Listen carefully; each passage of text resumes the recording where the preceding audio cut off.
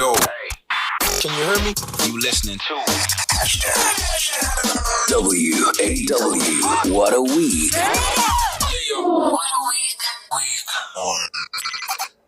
Eta, welcome to another episode of Wow, What a Week. This week we are hanging out with a mover, a shaker, and one of the young faces of the government of national unity, and one of a handful of ministers under the age of 40. So yes, you won't see him passing out in Parliament. He's coming up next. This is Wow! What a week. What a week. Celebrity guest. The first conversation I had with this young man, as it were, the Honourable Minister, was when I was at 5FM. I think at the time he was working for the Western Cape government, and there was a program where drunk drivers were to be named and shamed. Jiggy, he's gone. He's doing something else. Then the other day I'm like, hold up, he's now a minister. What is this? But many of you would say we're not surprised because he's always been that guy. He knows what he wants and he goes for what he wants. Please make some noise for Minister Soli Malatsi. Thank you for having me. Minister, welcome. It's truly a pleasure to be here. And as I was telling my spokesperson, Kwena Muloto, that my very first real live interview as a very, very young spokesperson at the time was when you were on 5FM. So this feels a bit like a full cycle in terms of media engagement. For me, it feels like you're back to say, look what I'm doing now. No. Look, I mean, I could take that, but that's never the approach. It's just fascinating how life, eventually works out. Because at the time when I was the spokesperson for the MEC of Transport and Public Works, we're basically looking at how do we aggressively showcase to people the dangers of drunk driving and that there are real consequences. And when I think back to that moment, I did not see this path. I'd always wanted, for the largest part of my life, to be behind the scenes. But you can never hide from your calling for a long time. I was going to say, often our work ethic and the trail we leave speaks for us anyway, whether we want to or not. So your work ethic is going to put you in rooms you don't want to be in. So sometimes stay under the radar and be mediocre so that no one notices you. Or be like you and kick butt, and this is what happens. And it's very interesting because, there's a Xitsonga saying, and my wife is Tsonga, so that's the influence there, that says, Mintero ya bola bola, exactly. Which basically means actions speak louder than words. Because the credibility of your work, you're correct, opens doors, unimaginable doors for you. Sure. And in politics, that can also be a disadvantage, because in politics too often, those who scream the loudest, those who declare their ambitions, in the most bold manner, become the populists who then get the numbers, and the guys who just want to do things the right way, often don't get elected in a way. And I think we're also seeing a shift in politics where there is a different generation of leaders that are emerging, and perhaps this is what will restore the country's faith in our politics, because if truth be told, a lot of South Africans have rightfully given up on politics as a way to influence society and to make society better. In fact, let's start with the 5-year-old. You're Minister of Communications and Digital Technologies. How would you break that down to a 5-year-old? What do you do?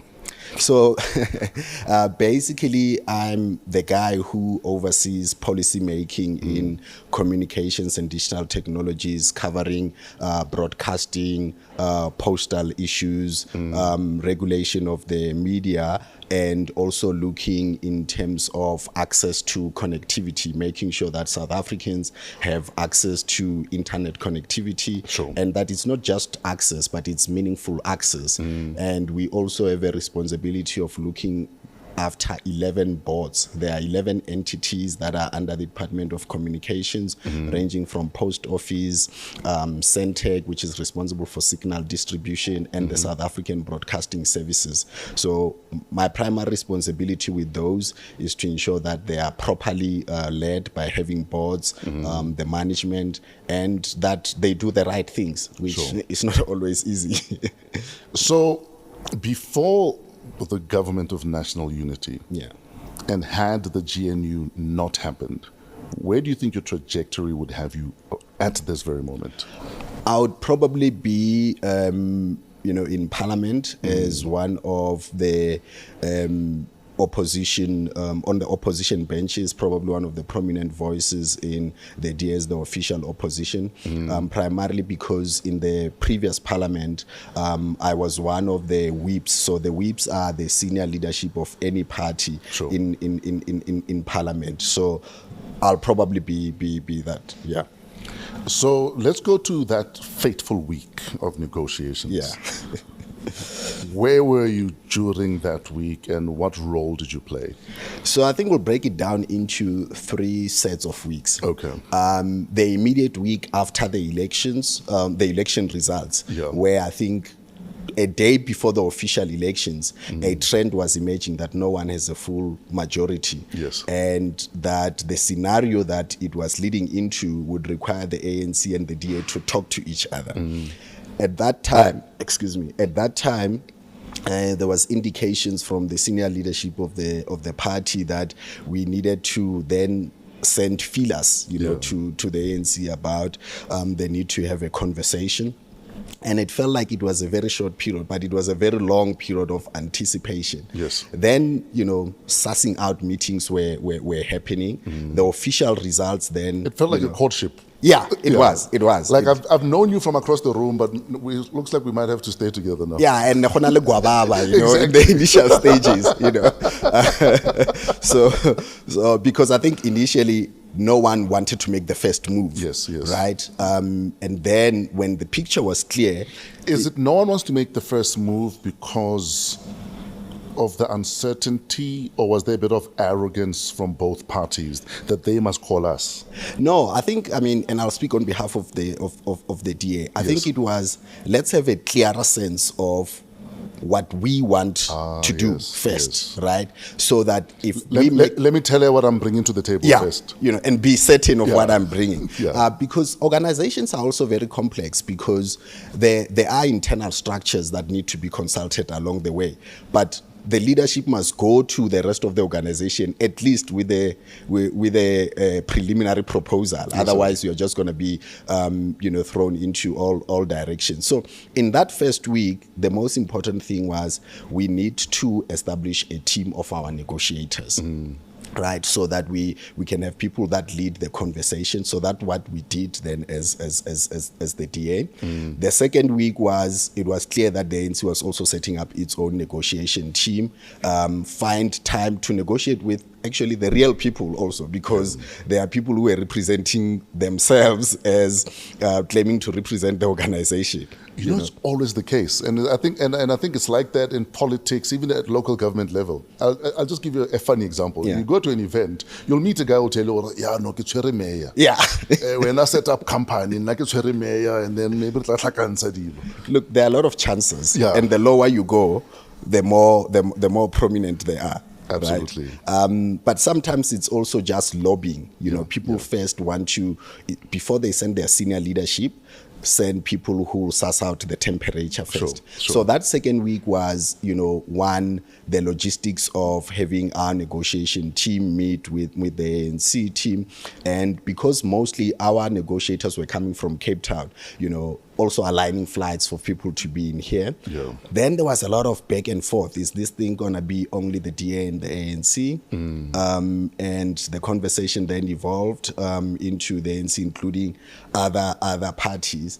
But I think the interesting thing that I think you were also getting to is when does it eventually the call gets made that Yes. you get into government. So did you have to put your hand up to say, in the event that there's an available position for a minister, I am available? Or does the party say, these are our strong people, these are the names we're putting forward? So you don't put up your hand. Okay. Yeah.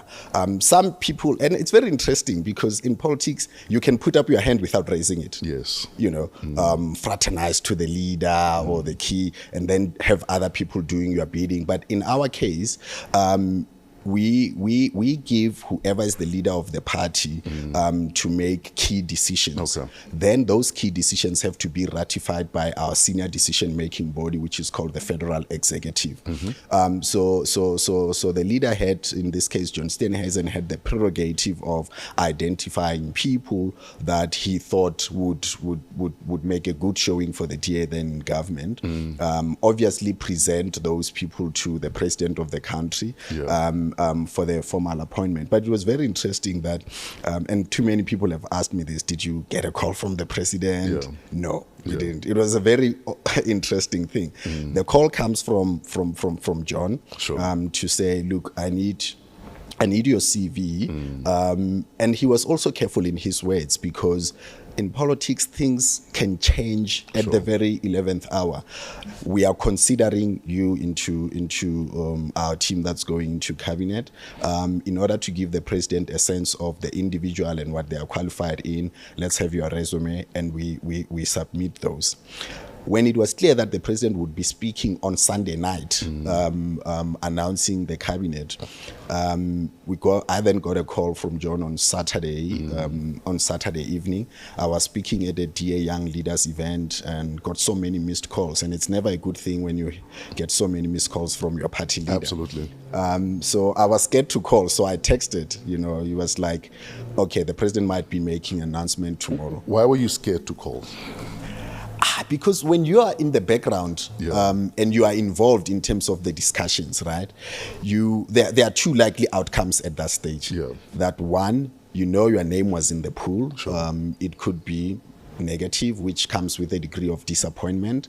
If it happens, it's the anxiety of which portfolio is it, and no matter how much you prepare for that moment, you can never be ready for when it actually happens. Absolutely. I've been an opposition member of parliament for 10 years. Prior to that, I've been a political staffer for a mayor in Cape Town and an MEC, for 6 years. So getting into government for anyone who has spent time in opposition, it's basically the culmination of political aspirations. Yes. So when it sinks in, it's a realization that not only is your life going to change now, but you've got a far bigger responsibility now because you've got a very important job. And for us, as the first generation of DA leaders who are in national government, I think we've got additional pressure to succeed. Yeah, you have one job. Don't mess it up. Yeah, don't mess it up because this is a historic phase in South Africa's history. And if we don't do it well, what history will remember is the very first government of national unity, was led down by people like Busoli. And that can be the legacy that we leave. What do you say to people who say the GNU is power sharing purely to weaken real opposition and also it's survival for you guys? Is it really about the people? What do you say to people who argue that? Look, I think people are always going to be cynical when two major parties get together and work together. But do you understand why, though? I understand why. Okay. Yeah. I don't agree with that sentiment. Yeah. I understand why. And now, having seen also, and this is not shade at all, having seen the caliber of opposition, then they couldn't be so wrong. They couldn't be so wrong. They couldn't be so wrong. Anyway, so the phone call comes. Where were you? Like when you eventually confirmed that, okay, this is it. Yeah. I'm officially sleeping with the enemy. I was in Stellenbosch. I forget that place. It's a place where the DA has an annual retreat for our young leaders program. Okay. I was at that venue, and as I said to you, I got missed calls from John, so I texted, and then he said, "Can you take a call?" Then I went out. It was a very brief call. Yeah. We're putting you forward for Minister of Communications and Digital Technologies. Keep it under wraps until the president announces. Nothing is confirmed. And then he goes and says, "Baby, guess what?" And then you're like, "Oh shit," you know. Yeah. And I think that evening I was just waiting for that engagement to finish, go back into my hotel room, and I did text my wife and say, "Hey, this could happen, but until it happens, nothing happens." Yeah, and then she says to Bomma, guess what? As to what happens after that, I don't know what happens. And even to my aunt, who's my mother, I was just like, okay, tomorrow around 8, I may update you, but the DA looks like it's gonna be in government, and I'll play a role in there. And also because, particularly with parents, you also have to be careful in managing their expectations. Yes. Because when then it doesn't happen, their characterization is going to be different. Exactly. At least you have an understanding that things are always volatile and evolving in politics. Yeah. How does one prepare close friends and family for the career path you've chosen? Because unfortunately, they automatically get into the firing line. Yeah. And I would say I've been very fortunate because no one in my family has an interest in politics other than voting and showing up support. But, when milestones happen in one's life, people are proud, people get excited. And for me, I think, because of who I am, my family thinks I'm a very strict person, so I'd always, prepared for them, particularly interactions with the media. And we had a very rude awakening post that announcement. A media house rocks up at my family home. Yeah. And they want to do an interview, right? My uncle, who... So family home where? In Limpopo? In Limpopo, yeah, in Polokwane. Okay.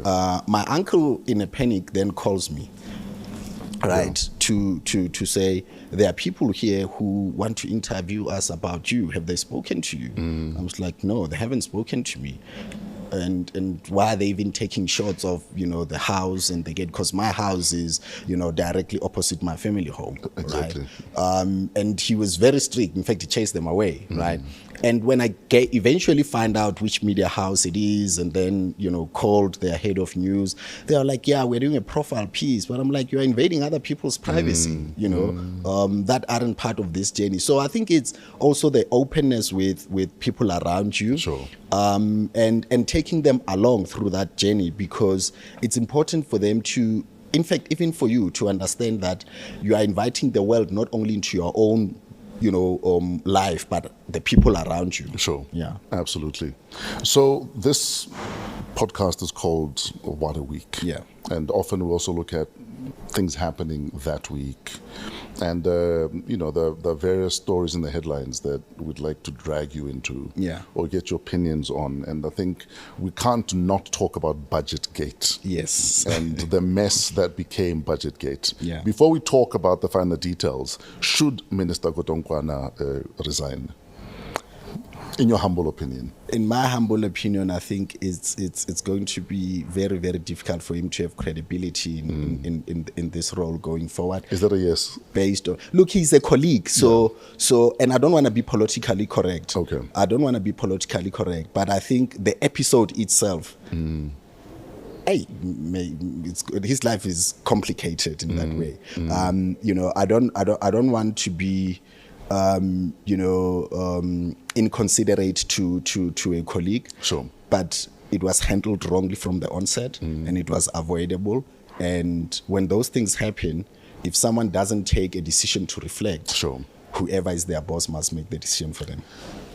How would you have advised him to have handled this differently? Were you close friends? Look, the unfortunate thing about the insertion of the VAT increase, right, is that it seemed as if the opposition to it, right, the opposition to a no VAT increase was purely based on who is opposing it, yes, rather than the substance. Because 6 weeks later, we are at the position that, the DA advised in the first instance. And this is not a triumphalist moment, Sure. Even for my party as the DA. If anything, it's sad that 6 weeks were wasted. Yeah, 6 weeks wasted. And what you have done in the process is polarize, allies in a government of national unity. And that's the regrettable thing, and created unnecessary uncertainty. You've had businesses making communication about, VAT increases, then withdrawing them. And the most important thing in this phase that we are in is that people have to get used to the idea that old methods that worked when they were governing alone can no longer be applicable in this case, because you are governing with other people that will have opinions, that will have solutions, and we will use our muscle to then influence those, because we have to own government decisions. Sure. Right? And I truly hope that particularly for our colleagues in the ANC, will then look at the spirit of genuinely listening to all the parties in the GNU when we make contributions, because it was clear from the onset that any sort of VAT increase, whether it's 0.5, 1% or 2%, is going to face stern opposition in the country. And we could have avoided that. Do you think the ANC got so comfortable with always being the majority party, the party in government, it's our budget, we're going to pass it, that now having to collaborate is a bit of a difficult pill to swallow, or we refuse to accept the fact that we're not Miss Party anymore? Look, I think it's a struggle to accept that things have changed. Sure. Right? And secondly, that you have to do uncomfortable things, excuse me, which is negotiate with the parties that are governing with you. That's point number one. Secondly is, there are some people in the ANC who the idea of power sharing has never been imaginable in their vocabulary. And the fact that for some, even sharing power with the DA so prominently is something that they reluctantly embrace, but deep down, if they had to have their individual choices, they wouldn't want to do that. So that then manifests itself into unnecessary impasses, unnecessary conflicts over this thing. And you know what? It's really a humbling thing to accept that. And some of their leaders publicly say this, that, we have to act like a party that has lost power. But to do that on a daily basis is difficult for some of them. Yeah, because some would argue you've literally almost been emasculated. Yeah. But you must still walk with the pride of, this is still my home. Well, even when you're sharing the home. Yeah, and perhaps it's no longer your home alone. Exactly. That's the reality that people need to accept. What would you say the lesson is in all of this budget gate? I think there are two lessons. One is, in my view, the two biggest parties, the DA and the ANC, need to constantly be talking to each other about the relationship management. Sure. Right? Any marriage does not purely succeed because there is a declaration of commitment to that marriage. It requires, going on vacation. It requires buying each other flowers, going on dates. And that thing is the uncomfortable thing, because it requires sacrificing time to make time for each other. Exactly. And secondly is, any political calendar has major developments: the budget, the State of the Nation address, the medium-term development policy.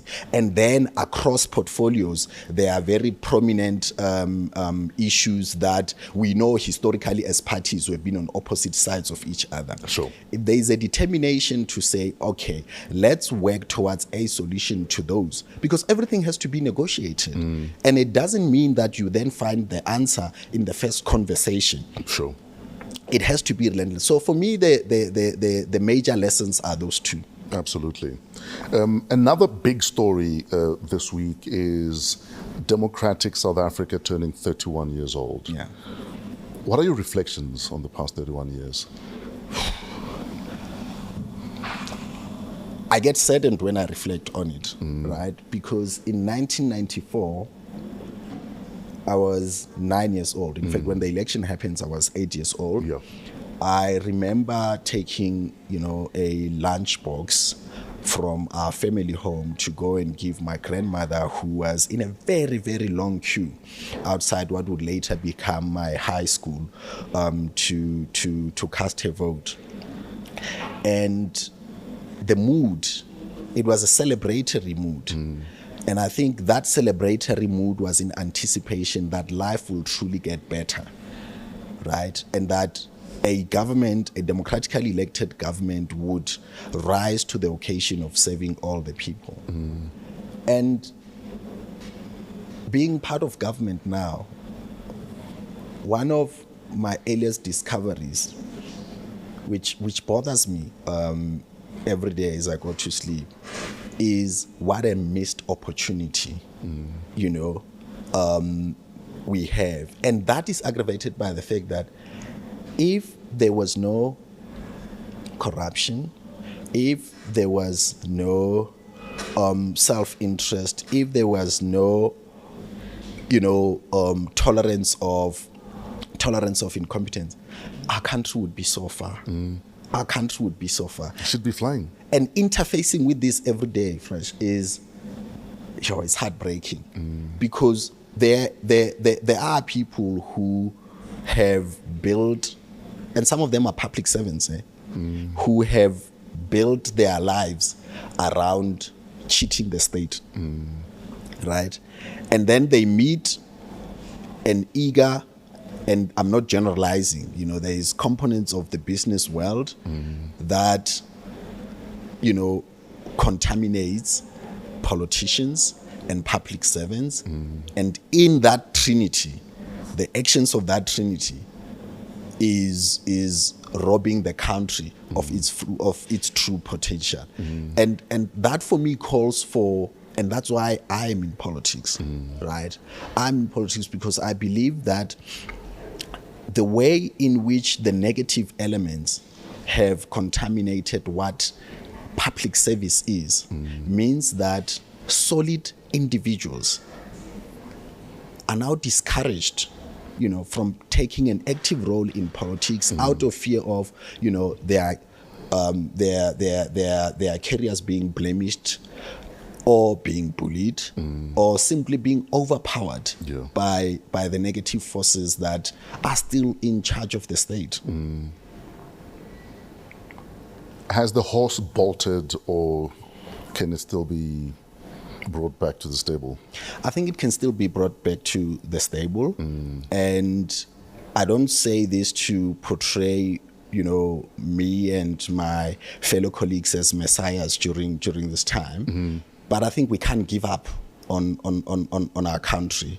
And I think across the board, there is a generation of really emerging leaders in civil society, in politics, and in business, who, in my view, represent, the right attributes to help redirect South Africa towards, that dream of what a successful rainbow nation is. And when I think about that, and I see strides that, some people in the NGO sector and even in our politics, it gives me hope that, the good doers have to be relentless in trying to instill the right way of doing politics, because the West would be, succumbing to the people that initiated state capture and meant that service delivery in South Africa is non-existent. Now, you've been a part of the DA's Young Leader program for, probably since inception, since like the mid 2000s. Yes. In the mid 2000s, a lot of young black men your age were trying to get into other political parties or into other positions. But you were clear from the get-go that it's the DA that I want to be a part of. Take us through that thought process where chances are other men your age were, come on, comrade. Yeah. You know what I mean? Or get my comrade, and that's the path you're taking. Yeah. But you jumped straight into the DA. And I was at the capital of, that type of politics, being the University of Limpopo. Absolutely. So for me, I grew up in a village just nearby the University of Limpopo, at a place called Radihali, where for me it's always interesting when I reflect back at that, because I was born in Shawela in Soweto, spent the first 6 years of my life there. So I think I had a sense of what basic service delivery is. Yeah. And then you grow up in the village where the tar roads ends 5.5 kilometers to your doorstep, right? Where people have to go to the communal tap to get water, where the only, recreational facility is one soccer field in every village, right? And I think also, as someone who I lost my mom when I was very young, right? And the circumstances of her death, still remain a mystery to this day. So it was a crime that has never been solved. So you grow with that injustice, Sure. right? And seeking to pursue justice by, having people access water, having victims of crime, finding answers so that they find closure. So when I went to the University of Limpopo, my focus was get in, get out quickly, because my sister is less than 2 years younger than me. So the family has to ensure that another person goes to varsity. But during my stay at varsity, I, because I did study politics as an extra module. In my final year, I focused a lot on the future of opposition politics on the African continent, as a way of strengthening democracy, because a trend was emerging then based on what happened in, Central Africa and coming down Southern Africa, about the danger of one-party state. Yeah. So I think indirectly, that meant that I'd never had any spiritual attachment to the ANC, at all. In fact, I will confess, I voted for PASMA when I was at the University of Limpopo, which is a PAC student wing. And only because those guys really fought for students to be registered, regardless of their financial standing. So I voted for PASMA. So what brought me closer to the DA was in my final year, when I was looking at what strengthens democracy is having strong opposition, because back then it was clear the DA would not be in government for the next two decades. And the more I made an effort to meet DA leaders, to interact with the DA, a resonance on the ideals and the values of the organization became much stronger. So how did you deal with the pushback from other black men your age? Because obviously that's going to happen. Yeah. You think you're better than us, coconut, like I... it's... Oh, he's a minister now. Anyway, yeah, you were saying. No, it's very interesting. And I just have an ability to block the noise, and just focus on what I think is right for me, right? Was it easy? No, it wasn't easy. But it's like the trolls, if I took everything to heart that a faceless person says on Twitter, I'll be permanently unhappy, right? And for me, it was also the sake that way, because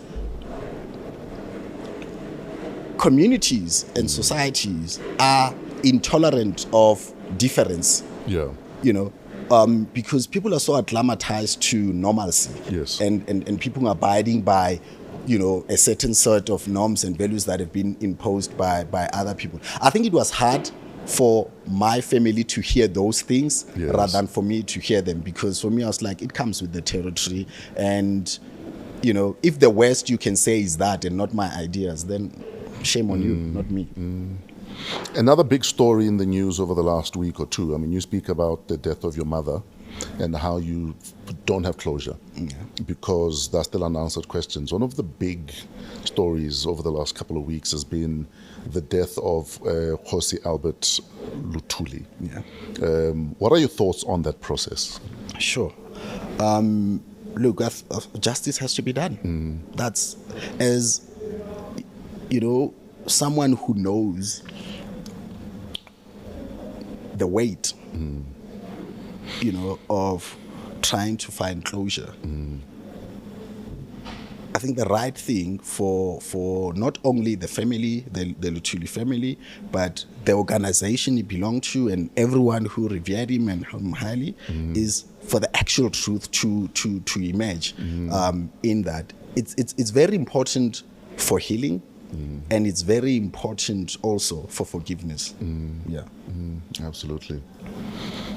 Another big story this week, President Trump's first 100 days. You can pick one of them. All of them have been dramatic. What are your thoughts? I mean, obviously he got re-elected last year. Yeah. What's the first thing that came to mind when you heard that he's coming back? I was like, this is gonna go down now. Because anyone who gets re-elected, Sure. particularly after an unsuccessful attempt, right, feels they have unfinished business. Yes. Naturally. And I think what we are seeing now is a determination to leave a very strong legacy for him, and he feels this is the only chance to do what he actually has been wanting to do. And he's doing it in a global stage. His methods unconventional, and probably in the interest, because I think the world has looked up to America as the world's oldest democracy for exemplary conduct in many ways, from diplomacy, trade relations, pursuing peace in the international stage, supporting developing countries. And what we are seeing makes people actually have a different view of the role that America should be playing globally. What are your views on how the South African government has responded to the Trump administration? Because some argue that why do you still knock on a door that is not being answered? Why le barapela? Yeah. Why are you running after the girl that doesn't want to date you anymore? What are your thoughts on how South Africa has handled the Trump administration? Look, I think it's the right approach. Yeah. Excuse me. I don't think South Africa can afford to take an antagonistic or hostile position towards America. And this has nothing to do with America's strength or strong arm approach to certain matters, but more about South Africa has always positioned itself, as also a leader in the international stage, particularly around reconciliation, right? Particularly about support for developing countries. And I think, given what we symbolize as a country towards democracy and what America historically symbolizes for democracy, we are supposed to be natural allies, in advancing peace in the world, in advancing, international trade and development, upholding human rights. And I think we are at a stage where in now South Africa, because of also the pressure of geopolitics, has to be very, very careful in how we want to have a relationship with the US and what kind of relationship. I'm still of the view that we still need a mutually, beneficial relationship with the US. And basically what the Trump administration is positioning itself for is for some deal with South Africa. Sure. So it is up to the South African government, which I'm part of, to then say, okay, what kind of deal can we live with that we can present to America? Because international cooperation and diplomacy is about mutually acceptable deals, and that's the real politic of this world. Sure. Yeah. Sure. So Canada have a brand new prime minister. Yeah. And Canada, from the beginning of the first day of the Trump administration, they've been pushing back. Yeah. Mexico have been pushing back. China have been pushing back. What are your views on some of these pushback strategies and responses from some of these nations? Yeah. Look, I think especially with new governments that emerge post-Trump and particularly post the traffic imposition, you're going to see a lot of what I call, muscle diplomacy, with people, to use the millennial word, flexing their muscle in international relations.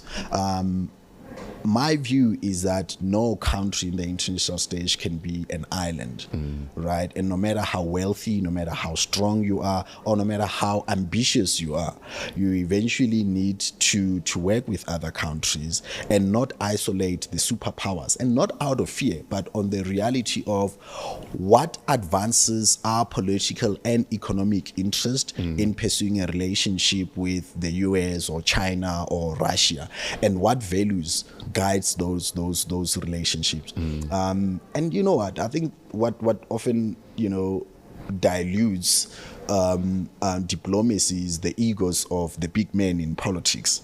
Right? Because if you strip away that, you'd find that diplomats in international fora like the United Nations, European Commission, and all these other international bodies are still able to get along on the basis of historical country cooperations. And I think what the temperature of international relations dictates at this stage is to look beyond the egos of whoever is the president of that country and say, how do we best advance our national interest with a country that might be reviewing our relationship? Because there's also a lot of dependence, particularly on developing countries' part, a sense of entitlement to international aid that has previously been provided there. And now because somebody is resetting the terms of those conditions, we then feel hard done. Or play victim. Exactly. When we've had those 20 years to actually find a plan that has us not going with begging hats to other nations. Yeah, and also reposition, our stature. Because, a South Africa in 2025 is not the same country it was in 1994, and our needs are different, right? We also have different leaders. The same for Canada, Mexico, Botswana, or Lesotho. So it's also because a lot of countries, we want to have international influence, but we also don't want to let go of international dependencies. So it's kind of like an oxymoron. Absolutely. One of the issues that we discussed on this podcast with Botsang on our Politrix segment was reimagining our education system. Where we're not just teaching children to regurgitate stuff that they've read, but that you're teaching real skills. You're empowering kids to leave high school being able to live, to make a living. Whether it's when you leave high school, you've got a driver's license already. When you leave high school, you can service your own car. There's so many low-hanging fruits that we are failing to pick in how we can empower kids to leave school able to do stuff. And that touches on multiple layers because I'd like my daughter to leave high school being able to do her own taxes, being able to put together a basic balance sheet. But our kids are leaving high school just ready to work for someone. And ready to learn, not even work, because if you then look in terms of the absorption rate of, post-matriculants into the workforce, it's retail, it's low-skilled work, right? But the reality is we're living in an era where the nature of livelihoods has changed significantly. And there's also a recognition that not every young person who passes matric, for instance, can be absorbed by a higher tertiary, ecosystem. Because even there is an oversupply of learners vis-a-vis spaces available at institutions. And I think the missing link, as you correctly identified, is the balance of the technical skills that prepare young people to be able to support themselves post-work. And also, in the current landscape, how does government strategically identify industries that can encourage people to earn a living, Yes. on those. And part of that relates to also the work that I'm doing on the digital economy, to say that, the future of work has changed. Yeah. Right, work has become more remote, and in the communication sphere, the opportunities that are there in the digital space are so immense. So we have to look at, particularly from my point as a government, whether on platforms, how do we take actions that empower South Africans to be on these platforms but earn a living, particularly where there is provision in other parts of the world, as is the case of TikTok, for instance. In fact, that was going to be my next question, because I know that for the last couple of weeks you've been talking about how, yes, South African TikTokers might be able to make a bit of money through brand sponsorships and TikTok Live, but they're excluded from TikTok's Creator Fund. Yeah. And that's where they can make real money. Exactly. Yeah. I'm very passionate about that thing, and I've met TikTok twice. Yeah. Did they make you do a challenge? No. Okay. Yeah. I was waiting to see you, Jaiva. No. I would never do that. With a cat or something. No. It would make for a comical affair, but negatively so. I would never want to do anything with dancing. Yeah. My view is that TikTok claims that the Creator Fund is only in place in 6 countries, I think the US, China, and some parts of Europe, right? And that they are testing it in those markets. So therefore, South Africa is not excluded, right? My obligation is to South Africa, not other parts of the world. Absolutely. Right. South Africa has one of the largest TikTok markets in the world. And if you look at the influence that we've also had in terms of influencing, beyond even pop culture, entertainment, creativity on internet, on TikTok, it's massive.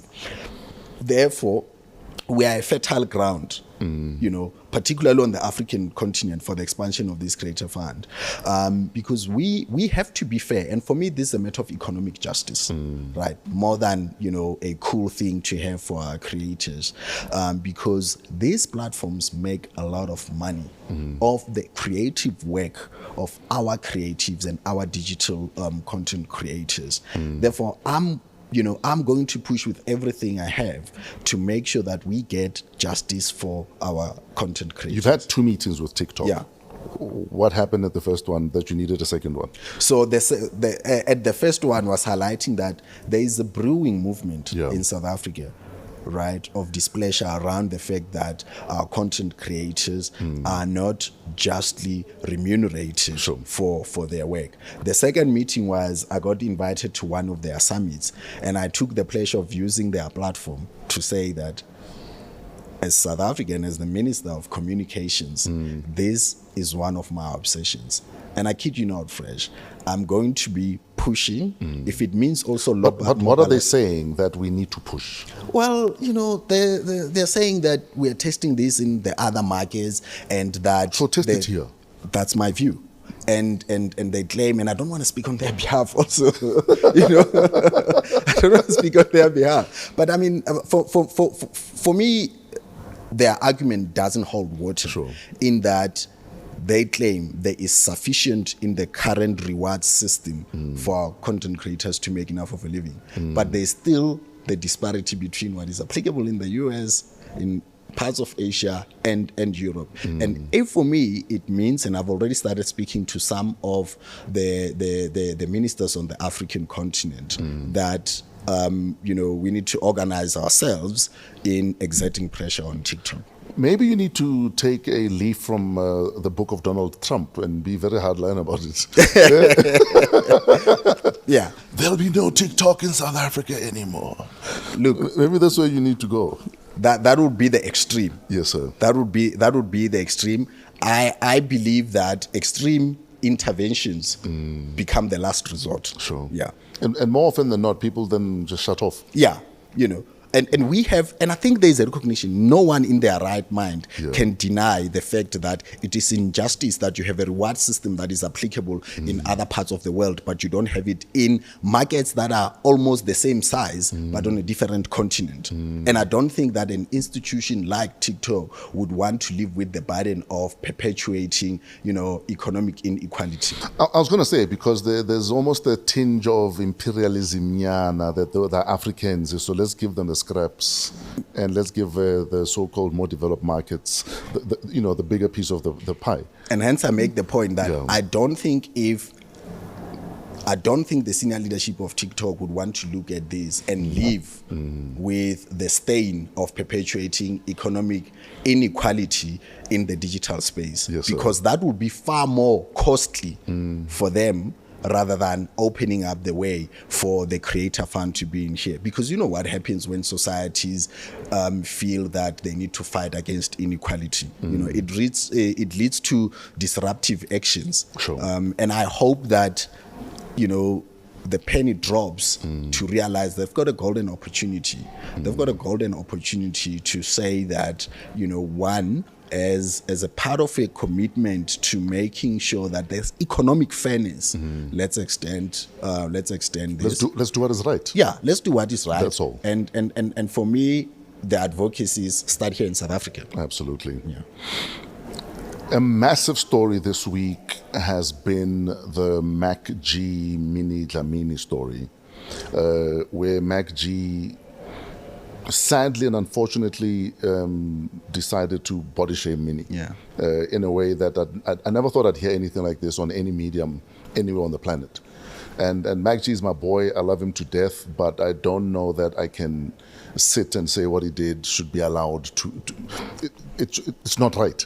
Totally unacceptable. But let's get into where I want to go, though. Yeah. You were tweeted by Kusela Diko. Yeah. And she says, we will be called all manner of names when Parliament pushes for the regulation of podcasting, but the attack on Minnie Dlamini is simply not it. It's misogynistic, hurtful, and has no place in our society. What avenue for recourse does she and many other people who have suffered at the hands of these anything-goes platforms? At least licensed broadcasters have a responsibility to account to the Broadcasting Complaints Commission. Here on these platforms, nothing unless you have the financial muscle to litigate, which is a privilege not everyone enjoys.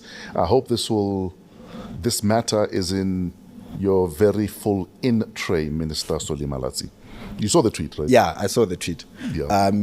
Look, and let's start with addressing, the MacG sentiments, which in a country that has and continues to battle with gender-based violence, in a country that continues to battle with gender inequality, to have not only a podcaster, a prominent podcaster, perpetuating that vile attack on the dignity of women is totally unacceptable. The second point is that broadcasters have a responsibility to empower their audiences, right? To empower their audiences with information and the right way of doing things. A lot of entertainers discard their responsibility for that under the veil that, we are just there to entertain. That is nonsense. The third point I want to make is that traditional media has evolved, right? Has evolved to the extent that the structures that are there that look after ethical conduct and responsible broadcasting are not currently applicable in the podcasting space. That leaves a wide gap. It leaves a wide gap for this kind of unwarranted attacks on people and their dignity.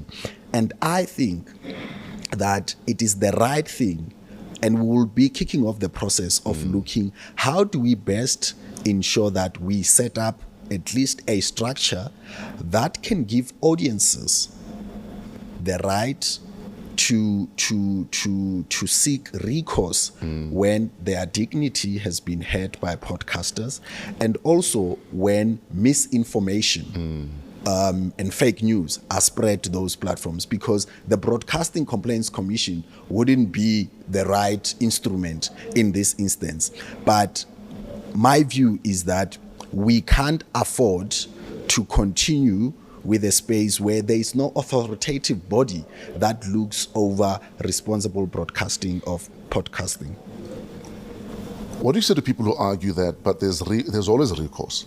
I mean, there's already the Cybercrime Act that could kick into place if what you're posting, for instance, on social media, and podcasting would take it as a cyber act. That you have that in your favor. You can literally take a clip and go to a police station and say, this there was said here, injured me in such and such a manner, and open a police case and kickstart that process. Yeah. What do you say to people who say there's processes already, but maybe now we're calling for things to go back to the apartheid era, where we want to police people so much that your freedom of speech becomes nothing? No. Freedom of speech comes with responsibility. Absolutely. I agree with you 100%. Yeah. So I think there are two things, and that's where I think the portfolio committee chairperson is right about that. You know, the current instruments leaves it for litigation, which is, you know, an available instrument to those who are privileged enough to have the means and the resources, right? They're invoking the cyber acts also is a practical step of doing it. But what we need is to tighten the gap. Okay. You know, tighten the gap from the criminal element of it and the social responsibility aspect of it, so that there is no loophole. There is no loophole. I'm not a big fan of over-regulation, you know, because you then stifle creativity, you then stifle industries. And it's a slippery slope, because then when is it, because I'm offended, I want it to happen, that we regulate certain things. But where do we draw the line between regulation and we're now Nazis? Yes, and I think it's very key thing that offense on its own can be the only barometer of measuring injustice. Absolutely. And that's why we need to clearly define that, you know, in a very fair and balanced way. But we can't have it an open season where, you know, if I don't like you, I've got beef with you, I can go in any podcast and say the most outrageous of things. And if 10 other people do that, and you want to, you know, lay, you know, those 10 charges, they're going to exhaust you. And at that time, you are carrying the injustice. And no matter how many times we appeal for people's moral values to take over, some of these individuals are just loose cannons who have no regard for other people's values and respect. What do you say to people who then argue that podcasting is an opt-in medium? It's not a broadcast per se, and that those that don't like the podcast should not opt into the podcast, then they don't have to consume that media. Yeah, but it doesn't mean that, you know, whatever is being consumed by that audience you are not part of won't spread to the rest of the world. And it can be that, you know, offense should only be taken by subscribers or those who tune into it. No, I don't believe that holds water. I think there is a recognition that, you know, the rise of broadcasting has introduced, you know, a new dimension towards multimedia, that we need to look very, very carefully about how it does not contribute to the negative elements that we are seeing in society, around misinformation, fake news, and just being spreaders of vile nonsense. So there's also cancel culture on top of everything that we're talking about. What are your views on cancel culture? So, for instance, the big call this week has been cancel MacG, cancel MacG. And for instance, for me personally, I don't agree with the things he said, and like you're saying, they were very vile. But I will never call for anyone to be cancelled, because I don't believe we should throw people away. We should show people another way and try and convince them of that other way. But personally, for me, I think cancel culture is it's very knee-jerk.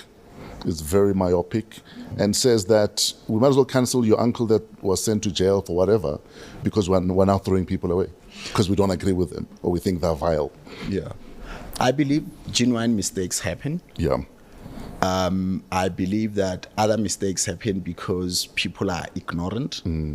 And I believe that if you cancel everyone, you then lose an opportunity to positively influence people to see, their wrong ways. Absolutely. And as a result, you don't effect the change that you ultimately want to see in society.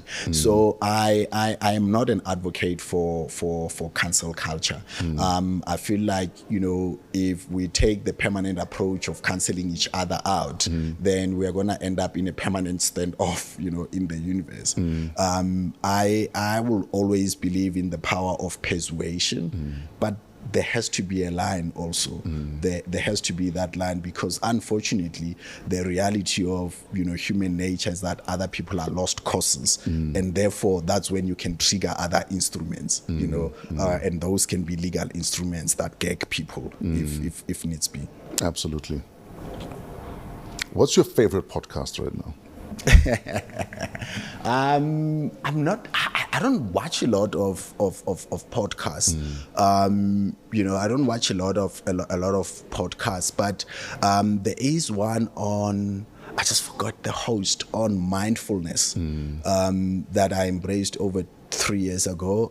I think a friend of mine, Dean Chips, recommended it, and once a week I tune into it. It's basically wherein highly successful people from business, academia, and sports talk about the power of mindfulness and being present, that I find useful, particularly when doing in this role where your mind is focused on a million little pieces at once, and one needs to constantly make time to guard your center. Otherwise you just end up being pulled in different directions.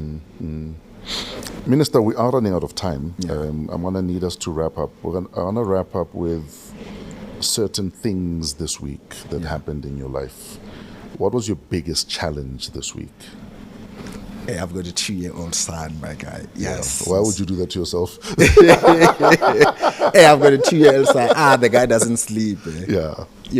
Look, he doesn't make me sleep. He sleeps, Yes. but he doesn't make me sleep. Yes.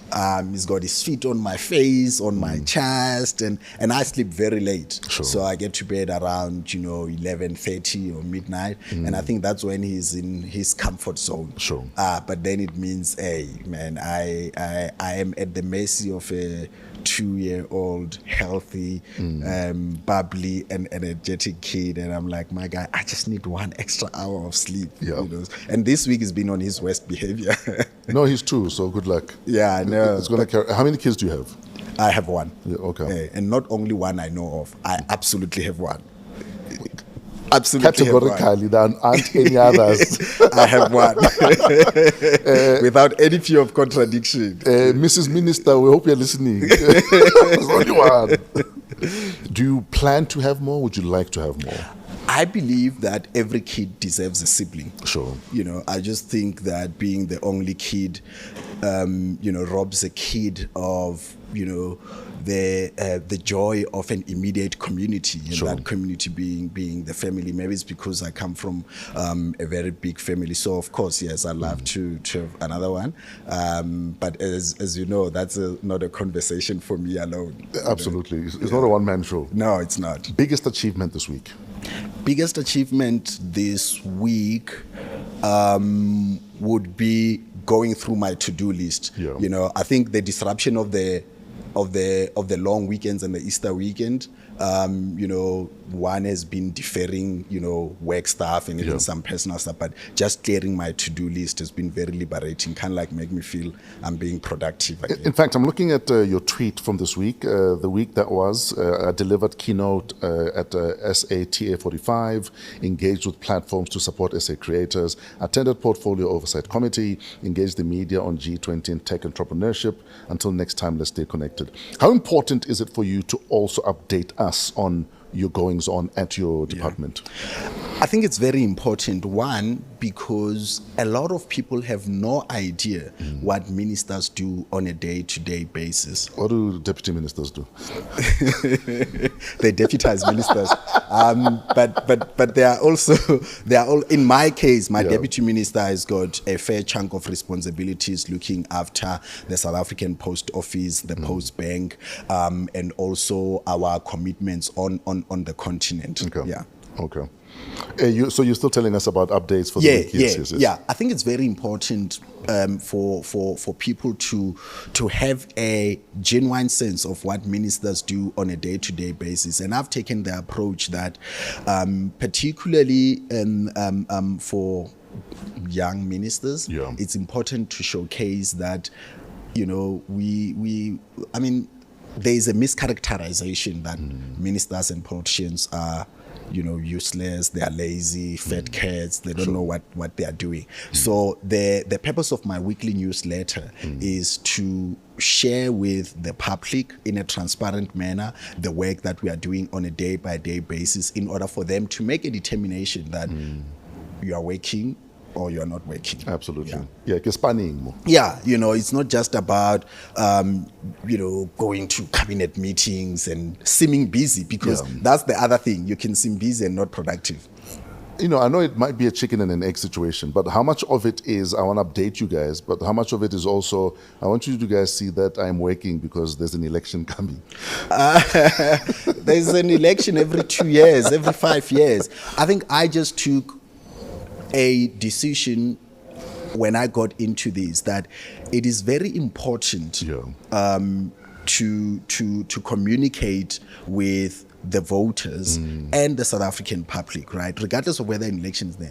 And I must say, this particular newsletter was inspired by the work that my brother in Nigeria, the Minister of ICT, is doing, because I looked at the work that he was doing and I found it informative. Sure. And I was like, this will empower people in understanding what we do on a day-to-day basis. Absolutely. And as a communicator, it's always important to communicate what you're working on. This week in your life, what was your gratitude moment this week? Or your biggest gratitude moment? Sure. I was able to do all the things that I love, right? My family, they are in good health. And I was able to visit my mother's grave. I was able to spend time with the young people of my soccer club in Limpopo. I've got a football team in Polokwane. And just an appreciation that a young man like me, fresh from Polokwane in a obscure village, is healthy, is having a healthy family, and has this important job at this time in our country. I'm permanently grateful for it. What's your soccer team's name? Makakankare kaofela. Does that fit on the jersey or? It does. Bottom, top and bottom. Yes. It does. Why did you choose to get involved in a soccer team? So I played football. I wasn't very good at it, But you've got the build though. Yeah, but I later discovered my build is for long distance running rather than football.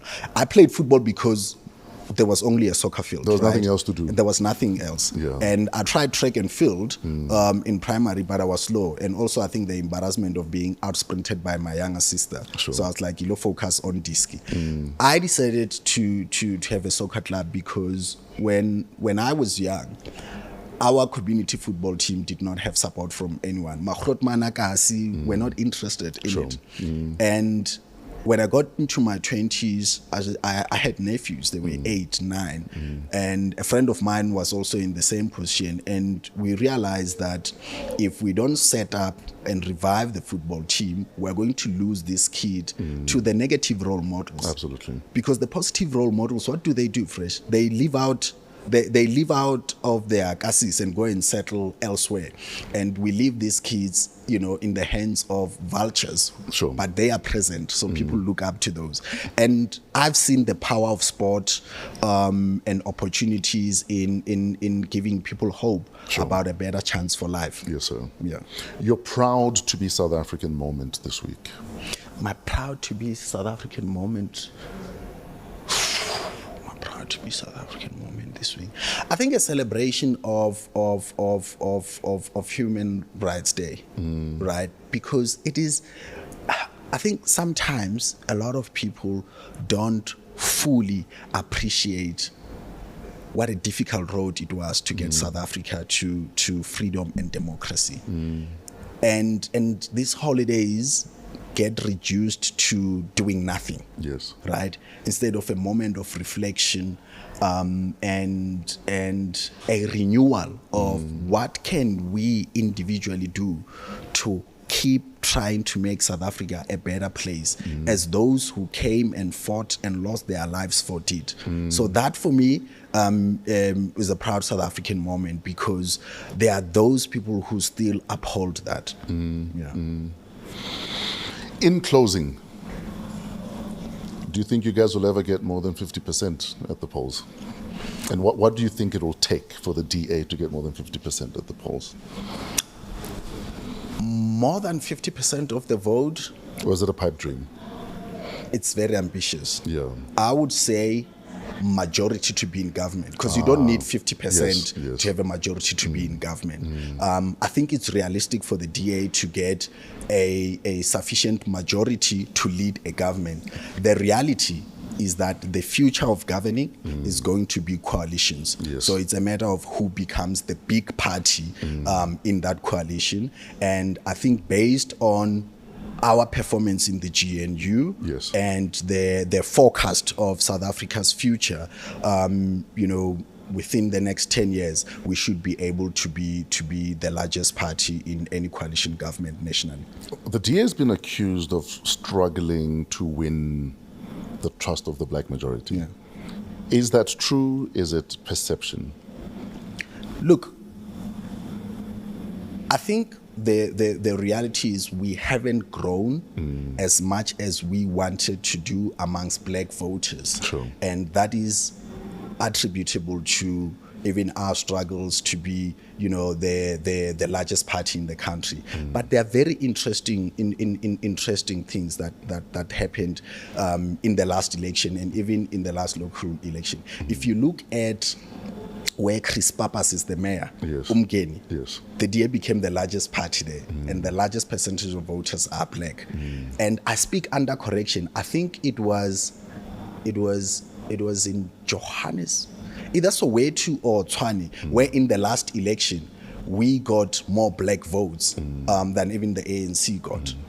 So I think as more people interface with the DA in government, that trust that perhaps wasn't historically there will start forming stronger. Because remember, outside of the metros and small municipalities like Graf, Renate and Umgeni, people have never experienced or felt what a DA in government looks like. We now have an opportunity with 6 ministers in the national government, and that will also help that, and which is why it's been very encouraging looking at some of the polls that emerged last week. There was a poll that came out which put the DA to be at approximately over 30% and as the largest political party at this moment in the country. So those are the encouraging signs for me. When you guys meet as leadership in the DA, what kind of conversations do you have on race, on representation?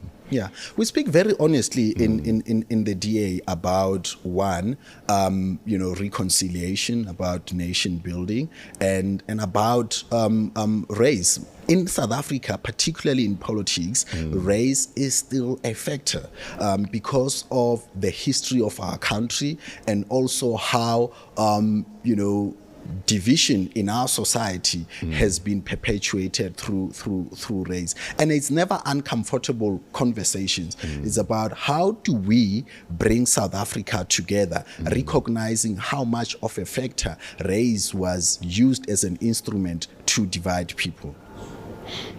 But people who look at how Mmusi Maimane left the DA, and other black leaders that were in the DA but now aren't. And the question often is, were they pushed? Did they jump? Who's next? Is Soli next? What are your thoughts on such conversations? I have the advantage of having been close to some of the prominent people who have left the party. And I don't think they were pushed. I don't think they were pushed. Here's the thing, Fresh. I think what happens in the DA, unlike in other organizations, is a lot of talent rises to prominence and to important roles quickly. And that is not a negative, right? That is not a negative. It rises to prominent positions very quickly because we've got a very fair system of contestation for leadership and opportunities. However, politics is also about faces, right? It means that sometimes people will win conferences and other people lose conferences. And for some people, when they've lost conferences and lost their influence, then their stay becomes untenable. Whether the institution has made it uncomfortable for them, because losing an election is not easy. And also, I believe that people evolve as individuals. And when someone who was in the party decides, having spent 10 years with the party, that they don't think that they can continue and values are misaligned, I think we have to treat each and every case for its own merits than generalize. As much as it's tempting to say the outcome is all the same, these people have left and they seem to attribute some same things, but I believe that some of the people that we have lost are great political talents that would make us, even stronger. And I hope that in future some of them would come back. Is your position at the DA safe for now? I was elected by a Congress, and I am not in the DA reluctantly. Sure. I'm in the DA voluntarily. You've been there since you were a youth. Sorry? You've been there since you were a youth. Yes, and it's not because I couldn't be anywhere. I made a voluntary choice to align with the DA, and it's very interesting, and I'm glad you asked that, because other people say, when are you going home? I'm like, well, when are you coming home? Where is home? Because this has been my only political home. So yeah, I'm a leader in the DA, and I'm proud to be a leader in the DA, and I'm here to stay. What's next for your department? Because you guys are busy. And unfortunately, your target is moving all the time because of technological advancements. We almost need to keep up, and legislation is not keeping up. Yes. So what's next for the department and for me, in charge of the department, is we need to get South Africa to 100% internet connectivity. Oh, yes. I think it's a very powerful instrument of unlocking even economic opportunities for people. I think it's important that we continue with the fight, well, not a fight, with the advocacy that we've been having in government about making instruments of communication affordable. We've had a successful campaign around making smart devices affordable, because truth be told, smartphones, smart tablets. In this day and age, we can't live with those. They've become such essential instruments to communicating. And we've got a very interesting arrangement in South Africa where they are considered luxury goods. And as a result, they've got what is called the ad valorem tax. There should be a basic human right at this stage. Fresh. I think that guy's job is at risk. One of the things that I said upon taking this job is that smart devices should basically even be recognized in the UN Charter for Human Rights as a basic right, because we can't function, whether for learning, for business, even for pleasure, because it's a very important aspect of making life enjoyable. Absolutely. Are you excited about the next 5 years? I am. Yeah. As uncertain as it is sometimes, Yeah. I'm very excited about it. And as I said to you in the beginning, it's a massive honor for me to have the privilege of being a minister in the government of national unity. And the least I can do is to make sure that we succeed in this role by doing the right things and not be distracted Yes. by many of the distractions that have held South Africa back. It's an exciting time to be alive. It is. I'm excited about it. Yeah. And we just need to, and by this I mean, the politicians at church, we just need to, get away from our egos and we don't actually even need to be buddies. Sure. We have to be pragmatic enough to say what is in the best interest of South Africa at this level and can it work, regardless of whether it's said by Soli or by a Ronald Lamula or Gayton McKenzie. Yeah. I always say, whether it's in divorce, in marriage, in politics, at work, we're not here to make friends. Yeah. What's in the best interest of the people who look to us to make sure that we deliver what is due to them? That's all. Absolutely. You don't have to like me, but can we get the job done? And do it the right way. Absolutely. Yeah. And stop being sentimental about things, because it is possible. Yeah. I think one of the discoveries with government is you realize that there's a lot of bureaucratization of unnecessary things. Yes. And it's to make people feel important, but that stands in the way of action and delivery. And can we just focus on that? And you know what the sad thing is about the bureaucratization of a lot of processes? It then creates a parallel economy, because where there's a lot of bureaucracy, there are people willing to say, but if you give me 1,000 rand, I'll make it go faster. Yeah. It creates a market for nefarious things. Absolutely. And that market for nefarious things is very lucrative for some people. Most departments have a parallel economy of people. Any office you go to, Gavi, wanting something, there's someone out there who can make it go faster for you, but you must just pay them. There are people, Fresh, who have built their whole lives on robbing the state. Yeah. And they're very, very skilled at it, right? But for me, it takes three. Sure. It takes, one, those who receive those things, which are the public servants, and the politicians who receive and also look for those things. Yeah. And three, the businesses and service providers who are willing to put these incentives in there. If we can get rid of those, we would be the level of delivery and efficiency in government would be great.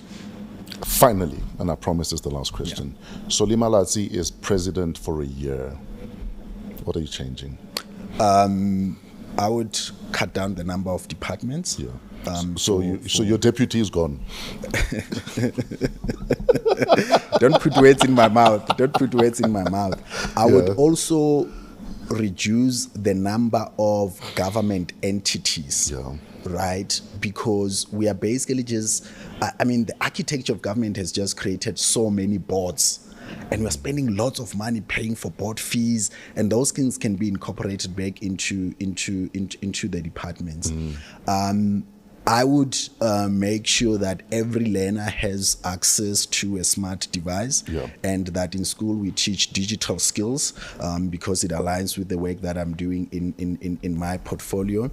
I would also ensure that we look at ways to reduce the harmful effects of betting in our society. I think there is a silent killer that is emerging in our communities that is capturing young people into dependency on betting, and I think it's very, very unhealthy in the long run. A lot of people think betting is the easy way out. And they treat betting as if the place that you bet at are in the business of giving money away. They're in the business of taking your money and giving you hope that you might make a buck. And that destroys lives, man. What do we do about all this betting advertising that's happening all of a sudden? Because it's everywhere. I'm seeing more betting opportunities than drinking opportunities now. Yes, and also there's a difficult reconciliation that I also grapple with, because you look at some of the contribution that betting companies make in sports. Yes. Right.